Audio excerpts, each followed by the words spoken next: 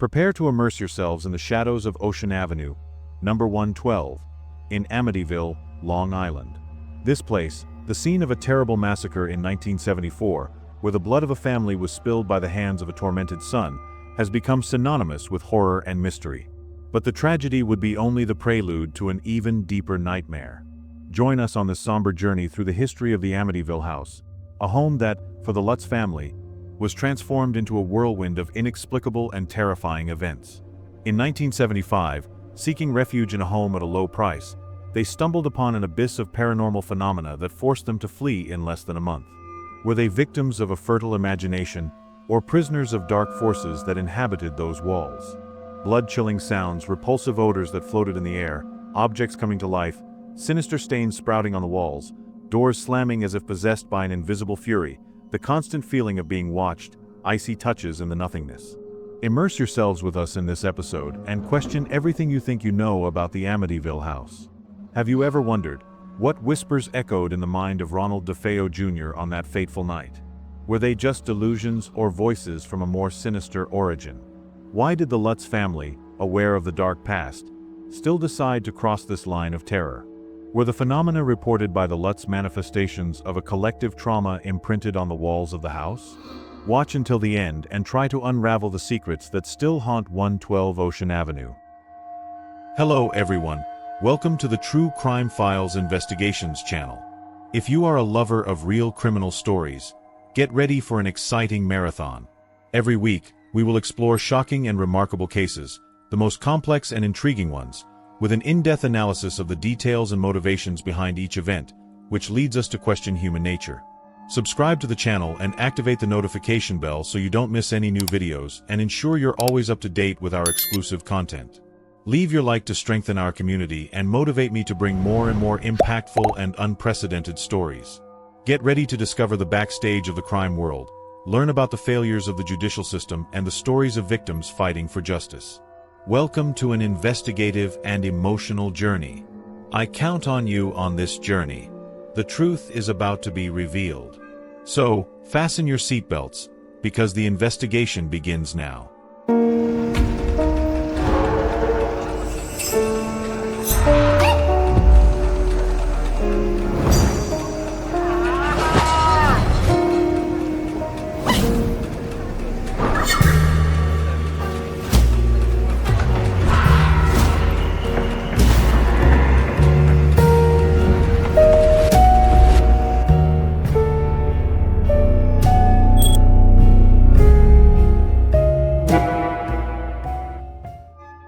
In December 1975, in quiet Amityville, New York, an imposing colonial-style house appeared on the real estate market with a surprisingly low price, raising suspicions about what truly came with the property. The $80,000 requested by the real estate agency seemed insignificant given the grandeur of the place. It was in this setting that the Lutz family, George, Kathy, and Kathy's 3 children from a previous marriage, Christopher, Dani, and Misia, decided to schedule a guided tour. For some time, they had been looking for a spacious and welcoming home to build their new life together. Upon arriving at 112 Ocean Avenue and crossing the threshold, the perception was unanimous. The price did not reflect the vast range of amenities offered. Rooms with a nostalgic charm, an elegant boathouse pool, included furniture, and an extensive garden were just some of the attractions. Intrigued by the below-market value, the Lutzes questioned the real estate agent, who, without hesitation, revealed a dark and unimaginable past. Just 1 year prior, on November 13, 1974, the house was the scene of a brutal tragedy. Ronald DeFeo Jr., a young man who resided there with his family, had perpetrated a heinous crime, cold-bloodedly murdering all of his relatives with a firearm in the early hours of the morning. Despite the shocking revelation, the young Lutz couple pondered the situation for a moment. They felt that this unique opportunity would hardly repeat itself. They argued between themselves that they could overcome the weight of the house's past. After all, death was a certainty of life, capable of occurring at any time and in any place, without prior warning. Thus, they convinced themselves that they did not believe in ghosts and that the tragic event would not be an obstacle to realizing their dream of homeownership. Eager to settle into their new home as quickly as possible and seeking to dispel any apprehension regarding possible remaining spirits, the Lutzes decided to call a priest to bless the house. The ceremony included the sprinkling of holy water and various prayers. However, just upon crossing the doorstep, the priest felt a sinister and oppressive presence, which sent a chill down his spine. Even so, he continued with his mission, also noticing a fetid and unpleasant odor that seemed to permeate the air. But the disturbances did not stop there. While blessing the rooms, a guttural and aggressive voice whispered in his ear, ordering him to leave immediately and never return. Frightened by the supernatural experience, the priest obeyed, leaving the house without completing the blessing. In the days that followed, the priest experienced strange manifestations in his own residence. A nauseating smell arose without apparent explanation, and painful blisters sprouted on his hands. Concern for the Lutz family afflicted him, but all attempts at telephone contact failed, with the line inexplicably dead. Any plan to visit them was invariably thwarted by unforeseen events. Meanwhile, in the Lutz house, after the priest's abrupt departure, the family continued with their plans to settle in. They had dinner around 6 in the evening and then put the children to sleep in their new rooms. Despite the tiredness of the move, the atmosphere was one of happiness and expectation. The next day, while continuing to organize the house, George and Kathy set aside a moment to rest in the living room, near the fireplace. George commented to Kathy that he was feeling very cold and intensified the fire to warm himself. His wife did not give much importance to the observation. Around 11 o'clock at night, the couple went to sleep. At 15 minutes past 3 in the morning, George suddenly woke up upon hearing a loud bang coming from the front door. The noise seemed particularly strange to him, as he himself had locked the door with a bolt. The sound echoed throughout the house, but, to his surprise, it did not wake anyone else. Intrigued, George got up and went downstairs to check. Upon opening the door, he found no one outside. The family dog was barking incessantly, staring fixedly at the garden. George carefully examined the exterior area and, upon observing the boathouse, noticed that the door was open, despite having made sure that all entrances were closed before going to sleep. Paying closer attention, he managed to distinguish a distant noise that seemed to be coming from the upper floor of the main house. It was the muffled sound of two people in a moment of intimacy. For a moment, he hesitated to go upstairs to investigate, but ended up choosing to return inside the house. The next morning, George was surprised by a sharp change in temperature. Despite having felt an intense cold during the night, he was now experiencing an almost suffocating heat. Intrigued, he walked through every corner of the house, checking doors and windows for any cold drafts. He inspected all the rooms, and everything seemed in order. However, upon reaching the sewing room, an uncomfortable feeling invaded him. An impressive number of flies hovered over the window, so many that it was impossible to count them. The most bizarre thing was that it was the middle of winter, a completely inexplicable phenomenon for the time of year. Bothered by the presence of the insects, George preferred to stay away from that room that day. The unpacking routine continued without incident, and George preferred not to mention the incident to Kathy at that moment. As night fell, the couple went to sleep. At 3:15 in the morning, a sudden and loud sound woke George, the door banging. Kathy was sleeping soundly beside him. He got up cautiously and noticed that the noise was coming from the sewing room. He approached with apprehension and saw, with his own eyes, the door opening and closing on its own, with an inexplicable force. The person or entity present in that place seemed to have entered the room, as the flies had disappeared. George locked the door and, upon heading towards the front of the house, noticed that the main door was also open. Upon trying to close it, he perceived that the lock had been forced from the inside, which seemed completely absurd and inexplicable to him. It was as if something had tried to tear it from its position. As soon as the sun rose, George deemed it prudent to call a locksmith. Before returning to bed, he glanced at the garden and spotted the boathouse door open. Irritated by what had happened and without finding a logical explanation, since he himself had made sure to close everything the night before, he went over there to lock it again. On his way back to the house, he saw his youngest daughter, Misia, looking out the window. Thinking she had woken up from the noise, he continued to approach. Suddenly, his eyes widened as he saw something posing behind the girl. A huge pig with demonic red eyes and a malevolent expression that deeply terrified him. George ran and went upstairs as fast as he could, bursting into his daughter's room. To his relief, Misia was sleeping peacefully in her bed, with no trace of the wild animal. Fearing being labeled crazy and not wanting to scare the others with what he thought was a product of lack of rest, he preferred to keep the incident to himself. As the days went by, the routine in the house became increasingly disturbing. Inexplicably, George woke up exactly at 3:15 in the morning, invariably feeling an intense cold that made him irritable and impatient, even getting angry at anything Kathy did. His wife, for her part, spent most of her time in the kitchen, occupied with housework. It was there that she began to notice a strange presence, accompanied by a peculiar smell, described as a sweet and cheap perfume. The sensation manifested as a gentle touch, running down her body from her shoulders to her waist. At first, Kathy felt good, but she reacted abruptly when she remembered she was alone in the kitchen.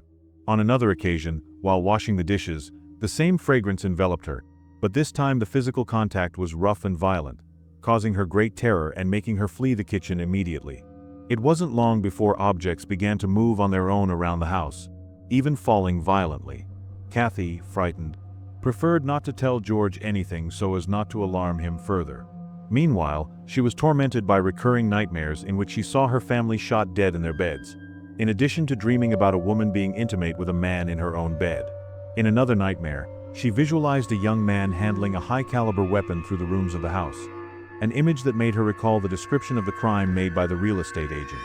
Subsequent investigations revealed that the people in her dreams resembled the members of the defeo family. Despite the disturbing events, the couple tried to maintain a facade of normality, but Kathy's fear that something terrible could happen to them, especially to their children, only increased. Feeling increasingly vulnerable, she asked George to help her inspect the entire house. They carefully checked all the rooms and found nothing unusual until they examined the basement closet. There, they noticed that some floorboards seemed loose. Upon removing them, they discovered a small secret room, painted entirely red, with a kind of sealed pit that exuded a fetid odor. Upon consulting the house plans, they realized that this room was not listed in the registry, which seemed extremely strange to them. Investigating a little more about the defeo case, they discovered that Ronald DeFeo Jr. supposedly sacrificed animals for rituals in that basement. The young mother's worst fears began to materialize when her youngest daughter began to exhibit strange behavior. The girl seemed distracted, oblivious to the present, talked to herself, and picked up seemingly invisible objects, isolating herself from her siblings. One day, Kathy approached the girl's room and saw her talking to herself, looking out the window. The rocking chair moved gently, but the girl didn't seem to notice. Frightened, Kathy asked her who she was talking to. Her daughter innocently replied that it was with a little pig friend named Judy, whom only she could see and who lived in that room. Judy had told her that a boy had gotten sick and died there, and that now she should stay in that place forever to keep him company and play with him. Kathy asked where Judy was, and the girl pointed to the window. Looking outside, Kathy saw a huge pig with demonic red eyes, which emitted a blood-curdling scream. Terrified, she screamed for her husband, who appeared running. George looked out the window and also saw the animal. Instinctively, he grabbed a chair and threw it out the window, causing the pig to flee and disappear. With their hearts racing and deeply disturbed by what they had just witnessed, George and Kathy sat down by the fireplace and talked about the bizarre events that were happening in the house. They both admitted that it was not normal and that it was not a figment of their imagination. George, tormented by insomnia and the constant cold in his body, in addition to the inexplicable visions and noises, and Kathy, by the physical manifestations against her and the constant feeling of being watched, finally recognized that something sinister was happening. At that moment, the belief that ghosts and spirits could be real and dangerous became a terrifying possibility. However, the idea of abandoning their newly acquired home did not please the Lutz couple, but the house seemed determined to expel them. Strange stains appeared and disappeared mysteriously on the walls, like indecisive specters. A viscous and greenish substance began to emanate from the locks and cracks in the windows, and no matter how much they tried to clean it, the phenomenon repeated itself, making the environment increasingly sinister and increasing the despair of the Lutzes. In a last act of hope, they sought the help of a medium, someone with the ability to see what ordinary eyes could not. As soon as the psychic crossed the threshold, he declared that the presences inhabiting that house were of a negative and malevolent nature.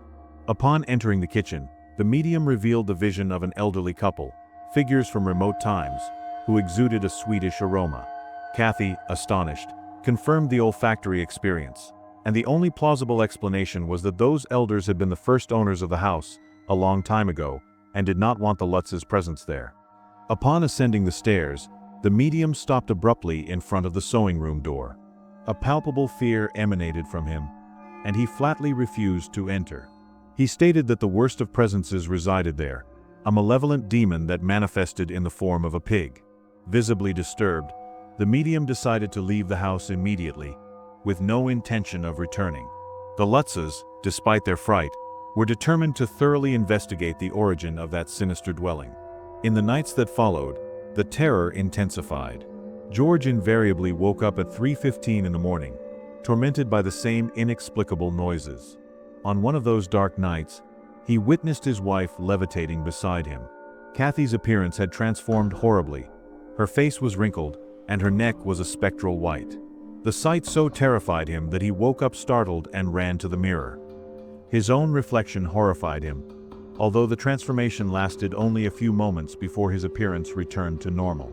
The phenomenon repeated itself on 2 more occasions, but this time the manifestation occurred on Kathy's body, with repulsive burns snaking from her abdomen to her pubis. Desperate, the Lutzes delved into the history of the property, searching old records for any clue that would explain the horrors they were experiencing. They discovered that the land had been the scene of countless deaths. Indigenous people from ancient times performed sacrifices there and buried their dead on the same ground. Local history also mentioned periods of devastating diseases, during which the sick were isolated and left to die of hunger and suffering in that place. Furthermore, they found accounts of a satanic witch from Salem who, upon acquiring the land, built her house and there practiced witchcraft rituals and satanic sacrifices, all in the same place where the Lutz family now resided. The pieces of the macabre puzzle began to fall into place.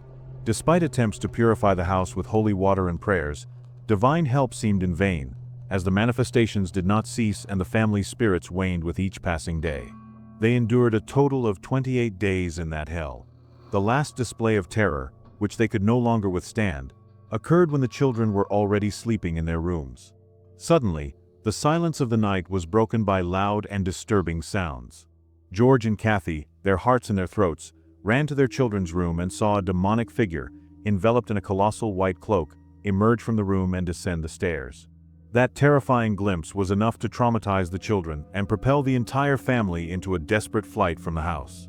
Without caring about their belongings, they abandoned everything and fled in terror on January 14, 1976. After the escape, the house remained abandoned for a time, becoming the object of study for demonologists and experts in paranormal events. Later, it was put up for sale again and passed through several families, who, curiously, claim not to have experienced any manifestation similar to the one that terrorized the Lutzes. The detailed accounts of the Lutz family about the horrors of Amityville served as the basis for the creation of a famous book and, subsequently, for several films that explored this intriguing and disturbing phenomenon. Thank you so much for watching this story. Your presence and support are essential for me to continue creating quality content. So, if you enjoyed this story, please like and subscribe to our channel so you don't miss any new episodes. Your subscription and comments are fundamental for me to keep bringing quality content. Leave your opinion in the comments, always with respect for the victims, and together let's build an even better community. Thank you so much for following my work, and I'll see you in the next episode.